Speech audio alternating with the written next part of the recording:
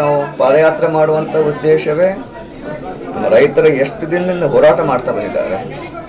ಅವರ ಹೋರಾಟಕ್ಕೆ ಫಲ ಸಿಗಲಿ, ಮಹದಾಯಿ ಯೋಜನೆಗಾಗಿ ಇವರೆಲ್ಲ ಹೋರಾಟ ಮಾಡ್ತಾ ಇದ್ದಾರೆ. ಆ ಹೋರಾಟವೇ ನಮ್ಮ ಇವರಿಗೆಲ್ಲರಿಗೂ ಫಲ ಸಿಗಲಿ ಅನ್ನೋ ಉದ್ದೇಶ. ಸ್ವಲ್ಪ ಮಧ್ಯೆ ವಿಘ್ನ ಬಂದಾಗಿದೆ. ಈಗ ಸೋಮವಾರ ಮತ್ತೆ ನಾವು ಪಾದಯಾತ್ರೆ ಆರಂಭ ಮಾಡ್ತೀವಿ. ಆ ಒಂದು ಕಾರಣದಿಂದ ಅದು ಸ್ವಲ್ಪ ವಿಘ್ನ ಆಗಿತ್ತು.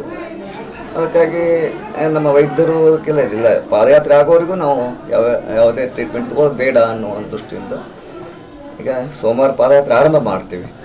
ಉಳಿವೆ ಚನ್ನಬಸವಣ್ಣ ಹತ್ರ ಹೋದ ಮೇಲೆ ಸಂಕಲ್ಪ ಮಾಡ್ತೀವಿ. ನಾವು ಇವತ್ತು ಎಷ್ಟೊತ್ತಿದ್ದರೂ ರೈತರ ಏಳಿಗೆ ಆಗಬೇಕು. ರೈತರಿಂದಲೇ ಇಡೀ ದೇಶ ಉದ್ಧಾರ ಆಗುವಂಥದ್ದು. ರೈತರಿಲ್ಲದೆ ಯಾರೂ ಕೂಡ ಬದುಕಕ್ಕೆ ಸಾಧ್ಯ ಇಲ್ಲ. ಹಾಗಾಗಿ ಆ ಸಂಕಲ್ಪದಿಂದ ನಾವು ಮಾಡ್ತೀವಿ.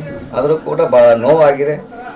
ಯಾಕೆ ಅಂತಂದರೆ ಇನ್ನು ಸಾಕಷ್ಟು ಮಳೆ ಬೆಳೆಗಳ ಕೊರತೆ ಆಗಿದೆ ಅನ್ನುವಂಥದ್ದು. ಬಹುಶಃ ನಾವು ಅದಕ್ಕೆ ನಮಗೂ ಕೂಡ ನೋವೇನು ಅಂತಂದರೆ ನಮ್ಮಲ್ಲಿಯೂ ಕೂಡ ಸ್ವಲ್ಪ ವಿಘ್ನ ಬಂದಿರೋದ್ರಿಂದ.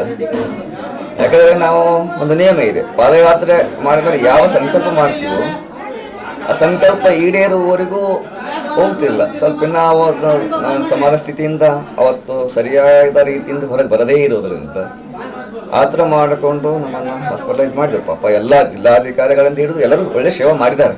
ನಾವು ಯಾವ ವೈದ್ಯರು ಕೂಡ ಬಹುಶಃ ತಮ್ಮ ಮಗನ ರೀತಿಯಿಂದ ಅವರು ಎಲ್ಲ ವೈದ್ಯರು ಸೇವೆ ಮಾಡಿದ್ದಾರೆ. ಅದರಲ್ಲಿ ಎರಡು ಮಾತಿಲ್ಲ.